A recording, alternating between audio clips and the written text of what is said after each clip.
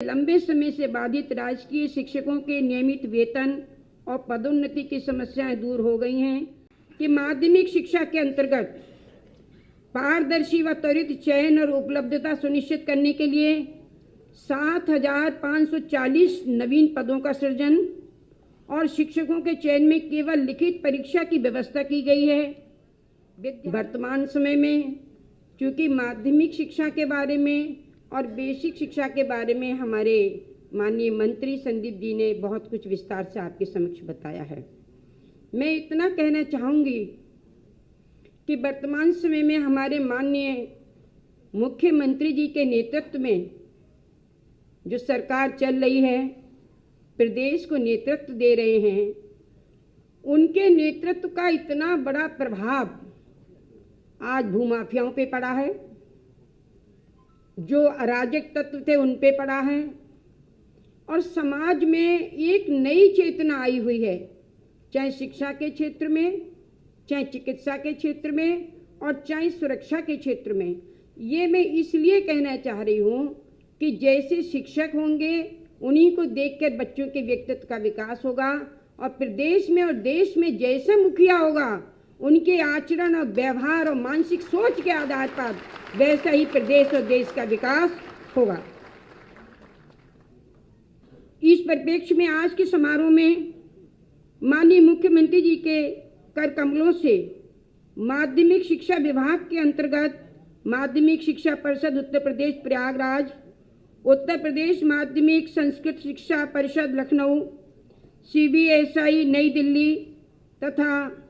ICSCI नई दिल्ली की board परीक्षा 2022 में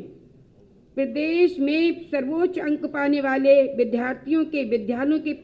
प्रधानाचार्यों को सम्मानित और बेसिक शिक्षा विभाग के द्वारा संचालित परिषदीय एवं अनुदानित विद्यालयों के शिक्षकों को राज्य अध्यापक पुरस्कार 2021 प्रदान किया जा रहा है। वर्तमान सरकार द्वारा माननीय मुख्यमंत्री जी के प्रभावी नेतृत्व एवं मार्गदर्शन में शिक्षा की गुणवत्ता में वृद्धि एवं उनमें सुदृढ़ता लाने के उद्देश्य से निष्पक्ष व पारदर्शी प्रक्रिया के माध्यम से सुयोग्य शिक्षकों का चयन और समुचित उपलब्धता सुनिश्चित करने के लिए शैक्षणिक व्यवस्था में परिवर्तन करके अनवरत सुधार किए जा रहे हैं। मैं ये भी बताना चाहूँगी कि माध्यमिक शिक्षा के अंतर्गत पारदर्शी व त्वरित चयन और उपलब्धता सुनिश्चित करने के लिए 7,540 नवीन पदों का सृजन और शिक्षकों के चयन में केवल लिखित परीक्षा की व्यवस्था की गई है। विद्यालयों में रिक्त पदों को भरने के लिए राजकीय विद्यालयों में 7,001, सहायता प्राप्त विद्यालयों में 23,401 शिक्षकों और प्रधानाचार्यों का चयन किया गया है। वैकल्पिक व्यवस्था के रूप में जो सेवानिवृत्त शिक्षक थे उनको मानदेय के आधार पर सत्र के अंत तक शिक्षण व्यवस्था की गई है। शिक्षकों को प्रोत्साहन करने के लिए राजकीय एवं सहायता प्राप्त विद्यालयों के शिक्षकों हेतु राज्य अध्यापक पुरस्कार की धनराशि जो 10,000 थी उसको बढ़ाकर 25,000 कर दी गई है। स्ववित्त पोषित विद्यालयों के उत्कृष्ट अध्यापकों को प्रोत्साहित करने के लिए वर्तमान सरकार द्वारा मुख्यमंत्री अध्यापक पुरस्कार भी आरंभ किया गया है, जिसके अंतर्गत प्रत्येक मंडल के एक उत्कृष्ट शिक्षक को राज्य स्तर पर सम्मानित किए जाने की व्यवस्था की गई है। इसी प्रकार व्यावसायिक शिक्षा को बढ़ावा देने के लिए अतिथि विषय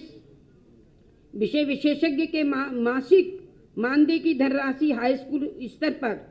8,000 से बढ़ाकर 12,000 और इंटरमीडिएट स्तर पर 10,000 से बढ़ाकर 15,000 की गई है। मैं यहाँ ये भी बताऊंगी कि हमारी सरकार द्वारा विद्यार्थियों को राष्ट्रीय प्रतिस्पर्धा हेतु सक्षम बनाने के लिए NCERT का पाठ्यक्रम अंगीकृत किया गया है और व्यावसायिक शिक्षा को पुनर्निरीक्षित करते हुए नए ट्रेड का प्रशिक्षण भी प्रदान किया गया है। परीक्षा में नकल पर प्रभावी निगरानी रखने के लिए 2022 की बोर्ड परीक्षा में 8,373 परीक्षा केंद्रों के लगभग 1,37,000 कमरों और परिसरों में वाईएक्स रिकॉर्डर के साथ लगभग 2,98,000 सीसीटीवी कैमरे लगाए गए और यहाँ पर ये पहली बार ऐसा हुआ है कि किसी प्रकार की कोई भी नकल नहीं हुई और सारी परीक्षाएं हमारी समय पे हुई और अच्छी प्रकार से हुई। माननीय मुख्यमंत्री जी के प्रभावी मार्गदर्शन से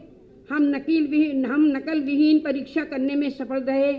और लगभग 3 दशकों में पहली बार किसी जिले में भी पुनर्परीक्षा की आवश्यकता नहीं पड़ी। इन योजनाओं को तैयार करने में राष्ट्रीय शिक्षा नीति 2020 की संस्तुतियों को प्रदेश में लागू करने के लिए बनाए गए रोडमैप और लोक कल्याण संकल्प पत्र 2022 के माध्यमिक विद्यालय नवीनीकरण मिशन के अंतर्गत उल्लेख की गई प्राथमिकताओं को ध्यान में रखा गया है। ये सर्वविदित है कि तकनीक के प्रयोग से ही अल्प प्रयास व अल्प समय में विषय के संबंध में पूरक जानकारी प्राप्त हो सकती है। इसकी पूर्ण व्यवस्था हमारी शिक्षा जगत में की गई है। माननीय मुख्यमंत्री जी के मार्गदर्शन से लंबे समय से बाधित राजकीय शिक्षकों के नियमित वेतन और पदोन्नति की समस्याएं दूर हो गई हैं। इसके लिए मैं समस्त माध्यमिक शिक्षक समाज की ओर से माननीय मुख्यमंत्री जी का आभार व्यक्त करती हूं। अंत में मैं शिक्षक दिवस के एक पुनीत अवसर पर शिक्षा जगत से जुड़े सभी सज्जनों को बधाई देते हुए आशा करती हूं कि राष्ट्रीय शिक्षा नीति 2020 के उद्देश्यों के अनुरूप हम एक श्रेष्ठ शिक्षा प्रणाली को पुनः स्थापित करेंगे और राष्ट्र को प्रगति के मार्ग पर ले जाने वाले सक्षम और योग्य नागरिक बनाने के पुनीत कार्यों को आगे बढ़ाएंगे। इन्हीं शब्दों के साथ माननीय मुख्यमंत्री जी ने आज समय दिया, हमारा और आपका सभी का उत्साहवर्धन किया। मैं उनका और आप सभी लोगों का इस पावन पर्व पर हार्दिक अभिनंदन करती हूँ, हार्दिक बधाई देती हूँ। बहुत बहुत धन्यवाद।